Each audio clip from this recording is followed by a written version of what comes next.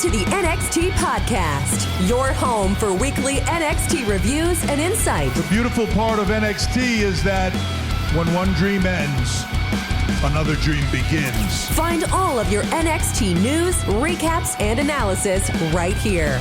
So with that being said, we only have one question for you. Are you ready? We thought so. Let's get the show started right now.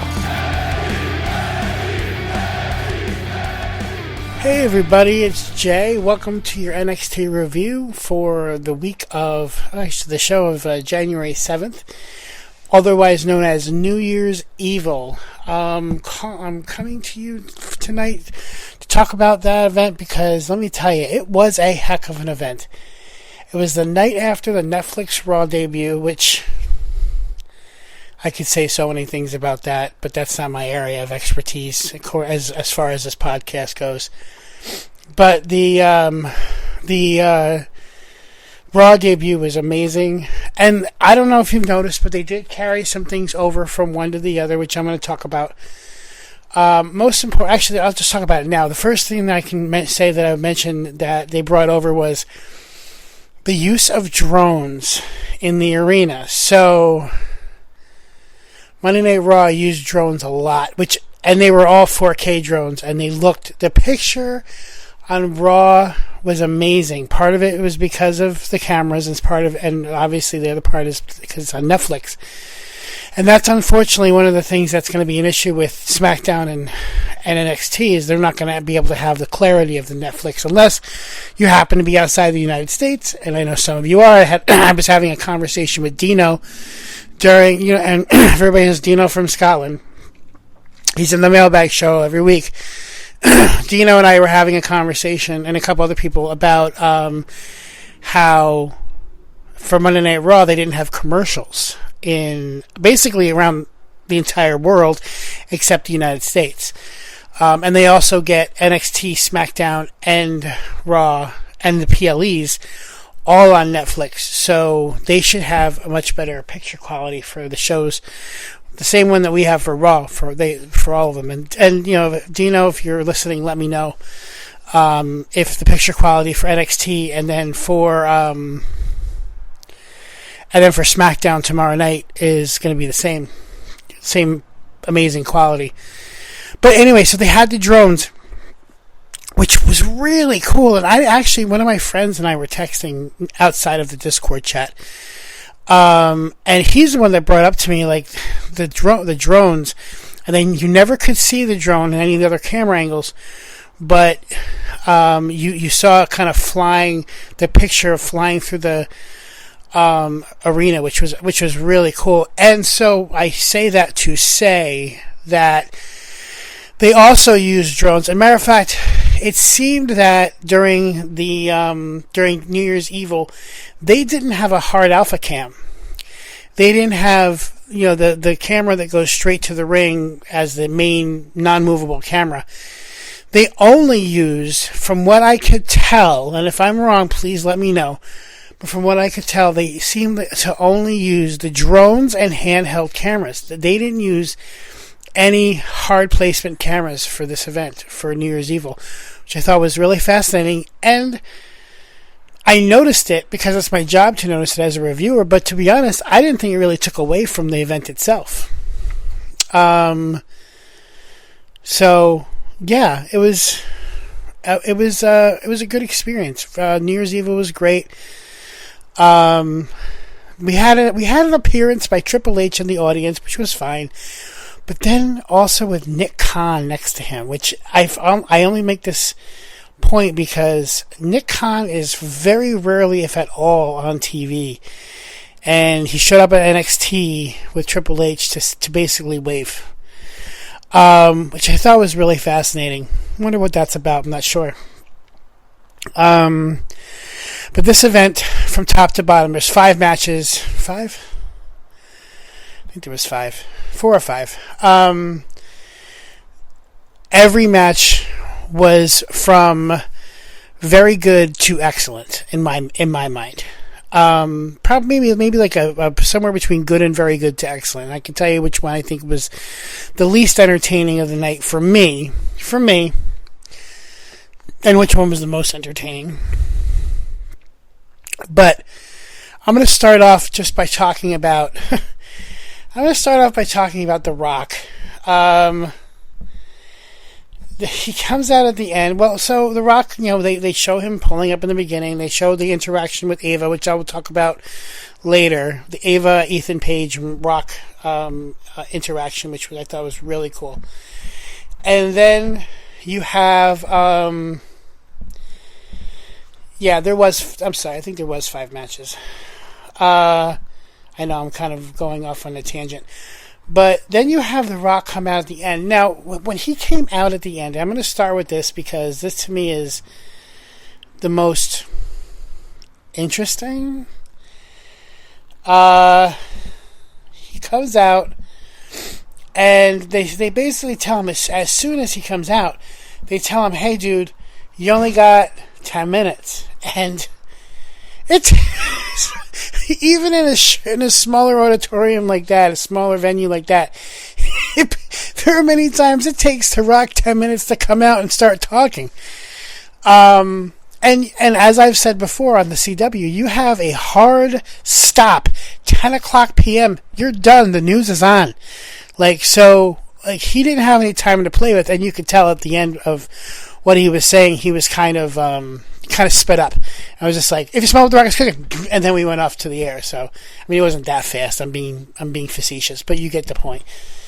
So The Rock comes out, and I'm going to read what he said, but dropped a bunch of F-bombs. I can't imagine the person who had to be in charge of listening, and from the first F-bomb, from the first one to the last one, they got every one. They beeped out, or they dropped the sound on every single F-bomb. I didn't hear one swear word, although there was a point where The Rock apologizes for swearing, but then continues to swear. And I'd hate to be the guy that just is listening and going, okay, oh, there's another one, and pushes the button. Oh, there's another F-bomb, and pushes the button. I do, somebody should have basically told him, dude, this isn't a PLE, you can't be swearing that much. He didn't swear that much on Raw, on Netflix. I mean, he swore, but not as much as he swore on NXT, which is on network television, network broadcast television. People see this show on not analog anymore, but on the airwaves. You don't even have to have the internet or cable in order to be able to see this show if you live in a metropolitan area. And he's dropping F-bombs. Okay, so anyway, he says, wow, and I love you, thank you. I got effing, I'll say effing instead of the word. I got effing goosebumps all over my body. This is crazy. Okay, yeah, you mother effers are... This is all on the CW. You mother effers are getting me emotional in here. All right, we got 6 minutes and 30 seconds left. Now, they gave him 10 minutes from the beginning. But he just kept going through so much crap. Put the mic up, and then people started chanting. They put the mic back down. Dude, you got only till 10 o'clock. What are you doing? Sorry, I'm very intense about this because I had a lot of feelings while I was watching this, to be honest. Not necessarily negative or positive, just what is going on? Alright, okay, here we go. This will be the best 6 minutes.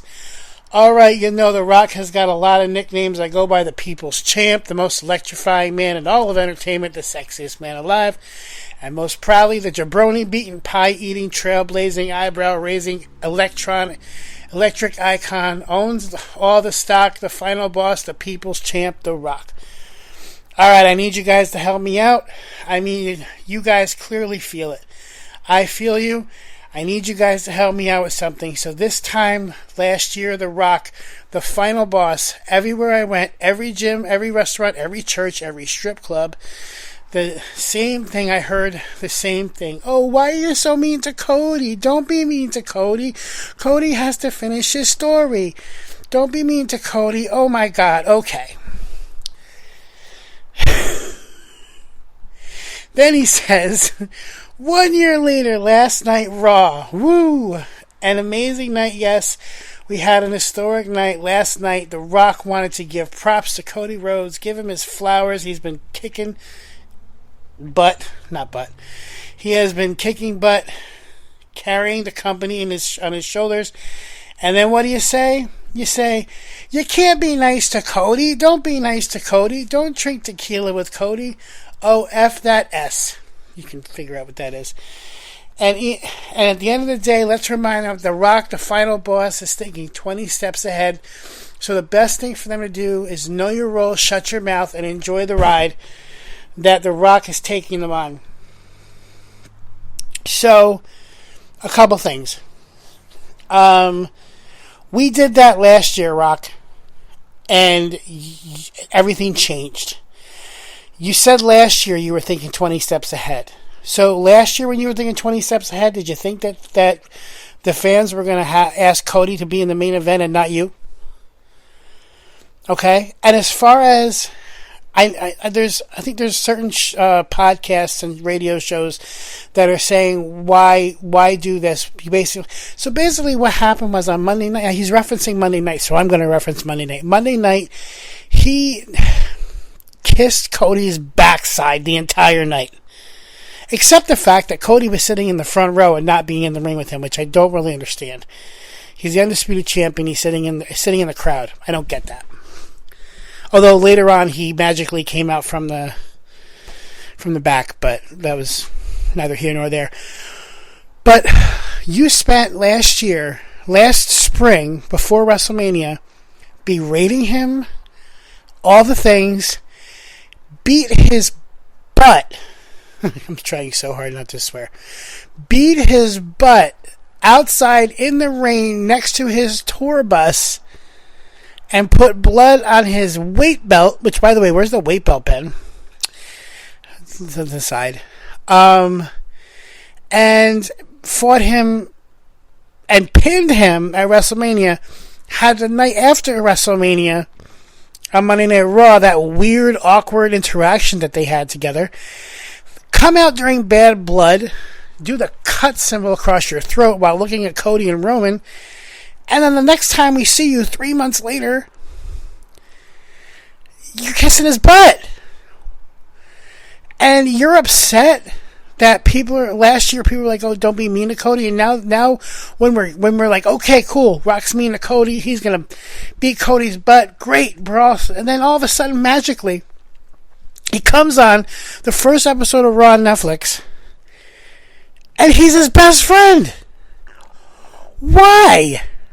Like, I understand there's kayfabe, there's not kayfabe. Of course, The Rock was there on the first episode of Netflix Raw to basically as a commercial promoting everything. He was thanking the Netflix executives, thanking the people that run WWE, thanking TK, whatever. He thanked everybody, gave flowers to people, wonderfully. I don't understand okay, fine, Rock, fine. You're thinking 20 steps ahead. Fine.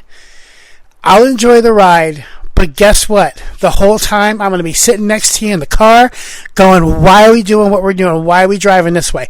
That's our job. And I know, listen, I don't review Raw.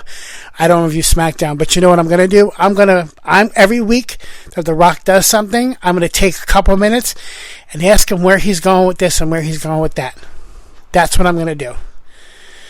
I'm not going to take the whole time. I'm only talking about it tonight because The Rock was on NXT. But you know what, Rock? Again, enjoy the ride. I'll enjoy the ride, but I'm going to ask you. I'm going to be a backseat driver, and I'm going to ask you why we're going this way, why we're going that way. You don't have to answer, obviously, but it's our job to question things because ultimately this is for us because we're the one paying the bills.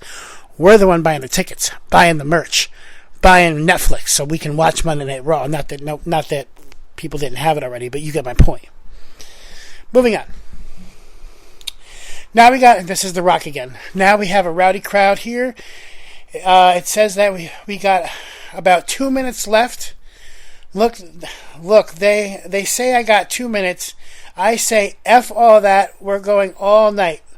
Oh, they're sweating, it's going to be all right. I'm sorry for the language, I apologize. Here's the thing, the truth is, I knew I was coming to NXT a couple weeks ago. I talked to Triple H and Nick Khan. I said, let me come to NXT. We're in the Intuit Dome on Monday. Let me come to NXT on Tuesday. What do you think? They said it'd be great. But the thing is, I didn't know what to say, right? So you think about it. I talked to Ava backstage, by the way. We'll talk about it later.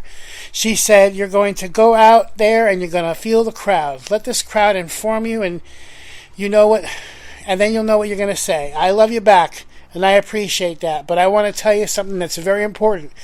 The main thing I want to tell you is come out here, and I want to thank you, and I'll tell you why. Because going into the last night, Intuit Dome, Monday Night Raw on Netflix, that's the sexy ticket. That's a ticket, right? Like, hey, go to the show. You'll see celebrities. You'll see all the stars of WWE. You'll see them all. That's the one that you have to go to. Next, the Shrine here in Los Angeles is the one that you want to go to. Let me tell you something. I got effing chills. I can't stop. You have to know that you have to go to that show, but you want to go to this show. Okay, it's easy to go to the place that has all the stars. You're effing right. There's lots of stars here as well. And that's what I want to tell you. I need to tell you, you know, that every single one of you, how important you are, how critical you are to this whole thing. Okay. Because those guys back there, those girls and guys that are working their ass off, they come out here. In 3 years, who knows? They could be the main event of WrestleMania. But as you know, in 3 years, they could be out of the business. But here's what it depends on. Whether you boo or whether you cheer, it all depends on how you react. I've been down this road. I've wrestled down in the Memphis as Flex Kavana. Look it up. Flex Kavana. I know it's the worst name in the history of professional wrestling. I know what it's like to depend on the crowd. I want you to know that you matter more than you think. I'm here. Look, my job takes me a lot of places. I will always come back home to you. WWE, NXT, I love you. If you smell what The Rock is cooking. So, after we get through the crap of the Cody stuff, then we have him saying what he wants to say. And here's the important thing to take out of that. The important thing to take out of that is, and Ava said this earlier in the night. I don't really care for Ava, but what she said was absolutely 100%. The fans of NXT are the most passionate fans. Okay? They're the ones that scream and holler more than any other fans. They're the ones that sang Joe Hendry's song when he came out for that Battle Royal in 2024. And they knew it word for word, even though he's part of TNA and they're all NXT. The fans of NXT are the diehards. Yours truly included.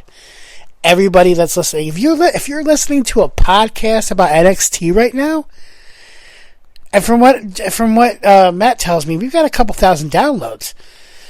You are the hardcore fan. You are. Not that people that just watch main roster are not true fans. I'm not saying that. What I'm saying is that the ones here, the ones that we talk that are here watching NXT, we know everything that's going on in the main roster. But we know everything that's coming up to the main roster too, right? So, I mean, we had three title changes last night. Three title changes last night. And I will bet that at least one of those three champions that lost their titles last night, at least one of them is going to the main roster. I don't know for sure who it is. And if you know who I'm talking about, then you know what I'm talking about. But anyway, that's my take on that. And I decided to put that first because I know that that's the interesting part of the night. Well, everything is interesting, but that was the this quote cool thing of the night, and I wanted to get that out first because it was. Let me tell you, that whole thing with Rock. The fact, I don't know if you heard me just now. How many F-bombs did he drop? At least 8 or 9 on the CW. Like, what are you doing? Okay. Oh, I'm so exhausted already. So exhausted. And we've already been doing this for... I've only been doing this for 19 minutes. I haven't even talked about a match yet. Okay, let's talk about a match. Let's talk about the first match of the night. First match of the night was the NXT Women's Title match. This was a friggin' awesome match. I mean, this was better. So Julia versus Roxanne Perez. The match was. This was the second time they met. They met at the first episode of NXT on the CW back in October. So this is the second time they met. This match was 100%, 1,000,000% better than the first time they met. It was so good. The ending, they were both outside the ring. What's her name? Julie gives a Northern Lights bomb to Roxanne outside the ring. The referee's counting. Referee was counting fast to 10 while both wrestlers are outside the ring.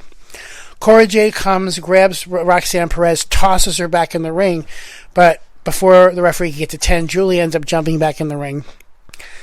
Eventually, Roxanne hits Julia with pop rocks. Julia kicks out because, well, I know one of the biggest complaints that Matt had about Monday Night Raw was that everybody was kicking out of everybody's finishers, and this was no different on New Year's Evil. But anyway, Julie kicks out of the pop rocks, eventually gives her another Northern Lights bomb in the ring, and gets the win. And Julia is now your new NXT Women's Champion. And I think I called this. If you listen to older shows that I did, I definitely said Julia was going to win. Julia is, I honestly think they're setting up. So again, Stand and Deliver is coming. It's coming in, a WrestleMania weekend is usually when they do it. It's on Saturday morning of WrestleMania weekend at 10 a.m. Eastern. And, I think that they're setting up Julia versus Stephanie Vaquer, which they should. It's their two best wrestlers, and the match will absolutely burn. And they need to not wrestle at all between now and Stand and Deliver. And that will be a huge match. And it also should be a main event.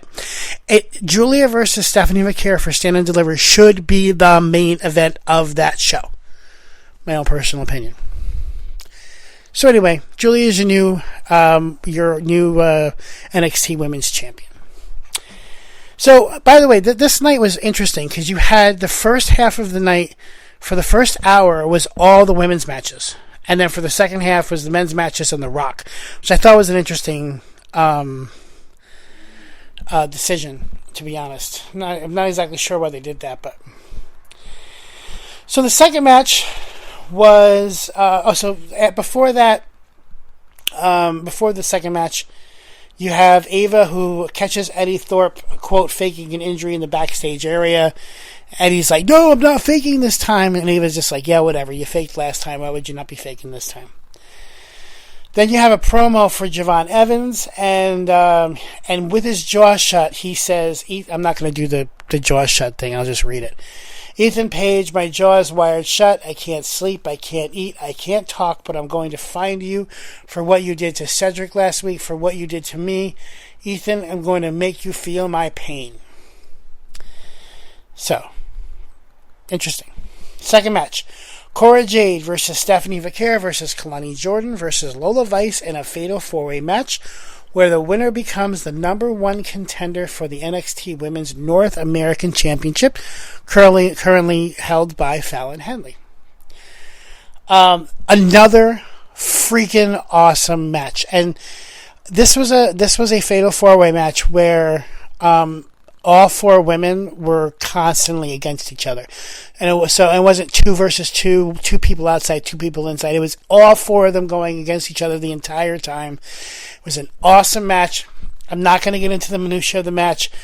So at the end of the match, we have basically Stephanie drops Vice with an eat defeat and drives Cora Jade face first into the top turnbuckle.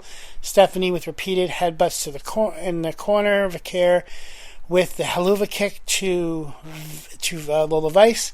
Jordan tugs on Vicaire's hair. Vicaire pulls Jordan back into the ring, and with the dragon screw leg whip, Stephanie then hits a shotgun meteora for the 2 count. Vice goes for the sleeper hold, but Vicaire rolls her over for the 2 count. And we keep going on. It was just back and forth. And then finally we get to the end where Vicaire she uses the Japanese leg clutch hold for a 2 count. Lola dumps Stephanie out of the ring, and then Cora with a pump knee strike. Then Kalani ducks the clothesline from Jade. From Cora Jade, Jordan hits the Olympic Slam, which was interesting. It was doing the Kurt Angle Olympic Slam. Goes for the 450 splash. Okay, Kalani Jordan went for a 450 splash. There was nobody there. How could she not have known? I mean, obviously, it's all like kayfabe, but she jumped after Stephanie moved out of the way, and she hit the canvas doing a somersault face first so hard. Oh my God. And you could hear it so loud. But it was Cora Jade that she was trying to do it. She ducks out of the way. Vice delivers a spinning back fist, and Vicaire super kicks Vice. And then Stephanie connects with the SVB to pick up the victory. So the winner and the number 1 contender of the North American Women's title is Stephanie Vicaire, which, again, it's the right call. It's the right decision. Maybe, I'm still holding fast to the Stephanie and Julia match. Maybe a title for title if Stephanie ends up winning the North American Championship. Maybe. That'd be kind of cool. Anyway. Next you have Ava informing the Unholy Union that they'll be battling Metaphor next week for and the winner will be the number 1 contenders for the Women's Tag Team Champions, currently held by Bianca Belair and Naomi. She also tells Sarah Schreiber that she's not buying Eddie's injury because the main event will continue to be a triple threat match. Obafemi admits that he is the one that attacked Eddie backstage because of what happened to him last week. Ava tells Oba that the match will remain the same regardless, and Oba says he has no doubt that he's going to walk out of Los Angeles the brand new NXT champion. And then we have a shot of Nick Khan and Triple H in the crowd waving their hands. They have a OTM vignette, and next week we have a tag team title match between OTM and Fraxium, so that should be a good match. Third match of the night is Fatal Influence versus Gigi Dolan, Shotzi, Tatum Paxley in a 6-woman tag team match. This was a really good match. So far of the 3 matches, it's my third favorite, but it's definitely better than other matches of the night. It was a fun match. All the women just razzing each other, and I love the combination of not Stephanie. Oh my God, my brain is the combination of Tatum Paxley, Shotzi, and Gigi Dolan to me is awesome. I love all 3 of them. They're so cool. So we have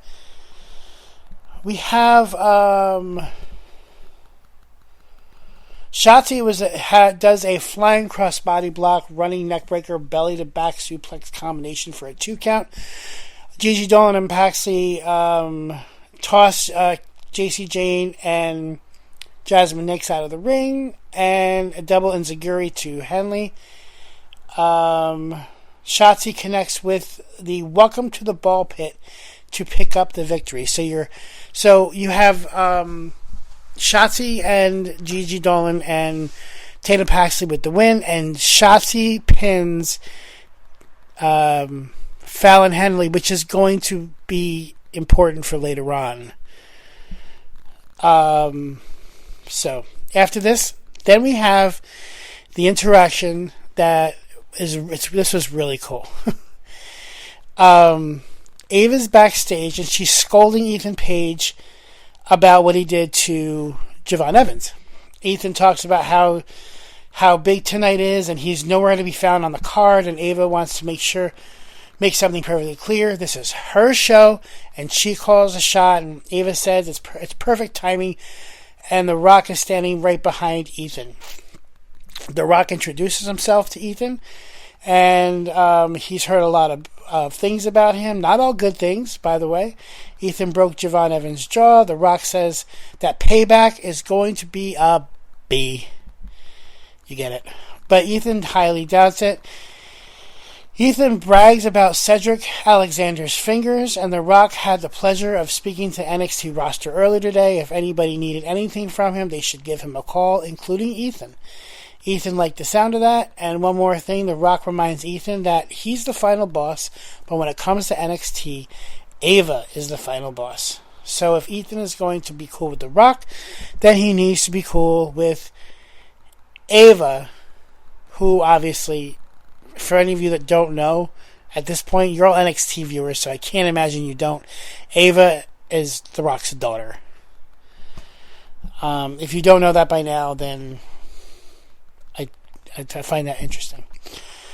And The Rock says that he will soon see Ethan on the main roster one day. Yes, please. Ava can't wait for Ethan to go to the main roster either, which I thought was really funny. Tonight is about moments. The Rock has no idea what he's going to say. Does Ava have any advice for him? The Rock has never been in front of an NXT crowd before. Their passion is different. The Rock may not know what to say, but when he gets out there, he's going to feel the energy and speak from the heart. And The Rock gives Ava a fist bump. By the way, when Ethan Page left, The Rock slapped Ethan Page's ass and said, "Get your sweet ass out of here." And I was just like, what? I don't understand. All right, moving on. The fourth match of the night was Charlie Dempsey of the No Quarter Catch Crew versus Lexis King for the WWE NXT Heritage Cup Championship. This match was okay, and this was probably the match that I can. I'm saying this as in this was a good match, but it's probably my least favorite of all the matches. I don't particularly care for the whole Heritage Cup thing, even though this was done in sudden death, which basically means it's a regular match, and the winner gets the cup, which is, yeah. So, in the end, Lexis King ends up picking up the victory and becoming the new Heritage Cup champion. It's going to be interesting to see where he goes with that. He's still kind of playing the whole "I'm trying to do the right thing" spiel, so we'll see how that goes. But yeah, I mean, listen, Lexis King, he deserves some flowers. I think he played a great heel, and now he's playing a great heel that wants to be a babyface. So, anyway. After that, we have Stephanie McCool and Shotzi, who they bicker with Ava. So Stephanie says, obviously she gets the next shot at the North American Women's title, but then Shotzi comes in and says, "Hey, I should get a shot at the NXT North American Women's title because I just pinned Fallon Henley." Here's my problem with that. Who cares that you pinned her? There was a match where four women had a fatal four-way match, and Stephanie McCool won. I know I'm biased, but still. Stephanie McCool won. She's the number one contender. She has the next match. The same crap happened with Obafemi wins the Iron Survivor Challenge. I don't care how he got in, whatever. He wins the Iron Survivor Challenge. He should have had the next shot by himself on Trick Williams. The whole Eddie Thorpe thing getting in there was crap. If Shotzi gets in, and now Stephanie has to go against Shotzi for the number one contendership for the women's title next week, which, by the way, she already got that. I don't really understand what we're doing here. Like, if somebody wins a match to become a number one contender, then they're the number one contender, and that's the end of the story. Like, I don't understand the problem. Maybe it's just me. If it's just me, let me know. I don't think it is. Then we had the last match of the night, which was Trick Williams versus Obafemi versus Eddie Thorpe in a triple threat match for the WWE NXT Championship. This match was awesome. Okay, and then I think one of the reasons why it was as awesome as it was because Eddie Thorpe wasn't in the most of the match. I didn't think Eddie, as most of you know, I didn't think Eddie Thorpe should have been in the match in the first place. And the fact of the matter is that, Obafemi took him out and did us all a favor. Because, then we have Trick Williams versus Obafemi. It's a triple threat match, but Eddie Thorpe isn't there till the very end. But Eddie Thorpe does come in the end. So, when Eddie Thorpe comes in, he pulls the referee out of the ring and then argues with the referee. Oba throws Thorpe back into the ring and Femi drops Thorpe with a big boot. Femi with the backhand sends Thorpe into the corner. Femi hits the spine buster. Let me tell you, all of his moves are just so bad ass. Sorry, but they are. Femi hits the belly of the back toss, which is basically him just lifting somebody and chucking him across the ring.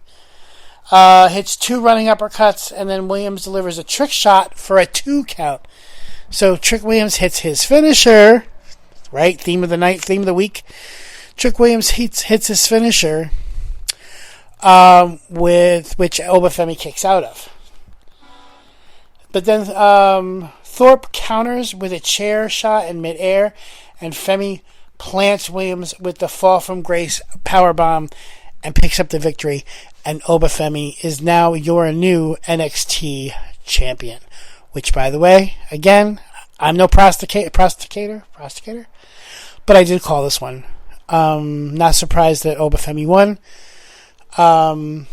So, in my mind, either Trick Williams or Roxanne Perez are probably going to the main roster at some point. I don't know for sure. I don't know if it just happens to be right before the Royal Rumble and they're both going to be in their respective Royal Rumbles. Maybe, I don't know. But I think that one of the two of them will probably bump up. That's just my own opinion.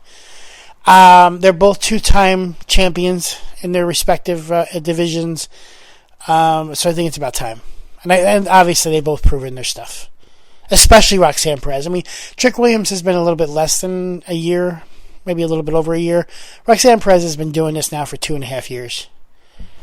Bump her up. I mean, she's 5'0", but you know what?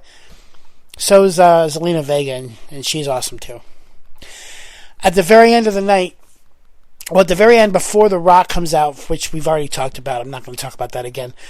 You have Obafemi walks up the ramp, and then he stands on one side.